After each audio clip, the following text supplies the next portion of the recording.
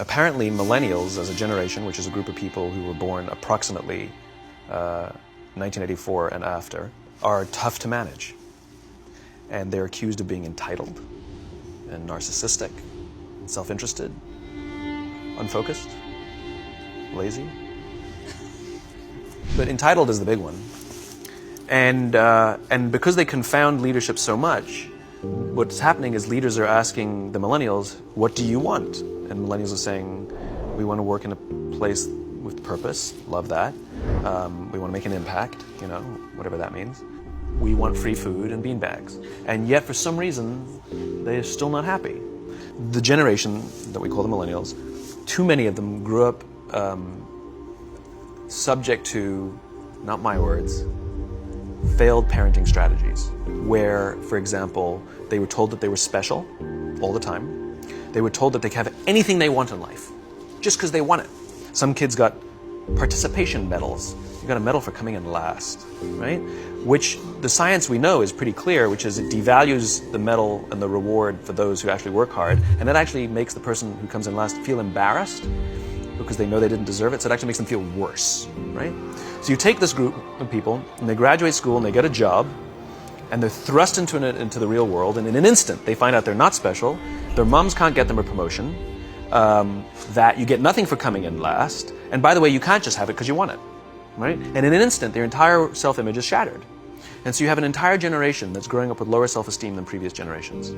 The other problem, to compound it, is we're growing up in a Facebook, Instagram world. In other words, we're good at putting filters on things. We're good at showing people that life is amazing even though I'm depressed, right? And so everybody sounds tough, and everybody sounds like they got it all figured out. And the reality is there's very little toughness, and most people don't have it figured out. So you have an entire generation growing up with lower self-esteem than previous generations, right?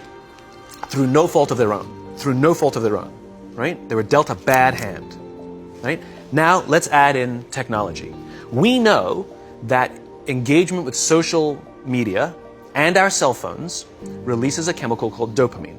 That's why when you get a text, it feels good. So, we've all had it where you're feeling a little bit down or feeling a bit lonely, and so you send out 10 texts to 10 friends, hi, hi, hi, hi, hi, because it feels good when you get a response, right? Right? It's why we count the likes. It's why we go back 10 times to see if my Instagram is growing slower. Did I do something wrong? Do they not like me anymore? Right? The trauma for young kids to be unfriended, right? Because we know when you get it, you get a hit of dopamine, which feels good. It's why we like it. It's why we keep going back to it. Dopamine is the exact same chemical that makes us feel good when we smoke, when we drink, and when we gamble. In other words, it's highly, highly addictive. You have an entire generation that has access to an addictive, numbing chemical called dopamine through social media and cell phones as they're going through the high stress of adolescence. Why is this important? Almost every alcoholic discovered alcohol when they were teenagers. When we're very, very young, the only approval we need is the approval of our parents. And as we go through adolescence, we make this transition where we now need the approval of our peers. It's a highly, highly stressful and anxious period of our lives, and we're supposed to learn to rely on our friends. What's happening is because we're allowing unfettered access to these dopamine-producing devices and media, basically it's becoming hardwired, and what we're seeing is as they grow older, too many kids don't know how to form deep, meaningful relationships. Their words, not mine. They will admit that many of their friendships are superficial. They will admit that their friends, that they don't count on their friends, they don't rely on their friends, they have fun with their friends, but they also know that their friends will cancel on them as something better comes along.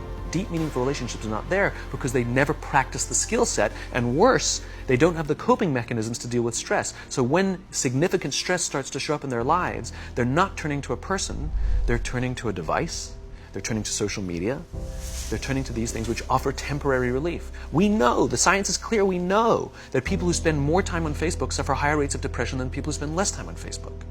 Right? These things balanced. Alcohol is not bad. Too much alcohol is bad. Gambling is fun. Too much gambling is dangerous. Right? There's nothing wrong with social media and cell phones. It's the imbalance. Right? If you're sitting at dinner with your friends and you're texting somebody who's not there, that's a problem. That's an addiction. If you're sitting in a meeting with people you're supposed to be listening to and speaking, and you put your phone on the table, face up or face down, I don't care, that sends a subconscious message to the room that you're just not that important to me right now, right? That's what happens. And the fact that you cannot put it away is because you are addicted, right? If you wake up and you check your phone before you say good morning to your girlfriend, boyfriend, or spouse, you have an addiction. And like all addiction, in time, it'll destroy relationships, it'll cost time, and it'll cost money, and it'll make your life worse. Everything you want, you can have instantaneously. Everything you want, instant gratification. Except job satisfaction and strength of relationships, there ain't no app for that.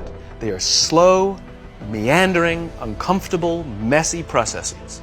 And so I keep meeting these wonderful, fantastic, idealistic, hardworking, smart kids. They've just graduated school. They're in their entry-level job. And I sit down with them and I go, how's it going? They go, I think I'm going to quit. I'm like, why? They're like, I'm not making an impact. I'm like, you've been here 8 months. You know? It's as if they're standing at the foot of a mountain and they have this abstract concept called impact that they want to have in the world, which is the summit. What they don't see is the mountain. I don't care if you go up the mountain quickly or slowly, but there's still a mountain. And so what this young generation needs to learn is patience. That some things that really, really matter, like love, or job fulfillment, joy, love of life, self-confidence, a skill set, any of these things, all of these things take time. Sometimes you can expedite pieces of it, but the overall journey is arduous and long and difficult. We now have a responsibility to make up the shortfall and to help this amazing, idealistic, fantastic generation build their confidence, learn patience, learn the social skills, find a better balance between life and technology. Because, quite frankly, it's the right thing to do.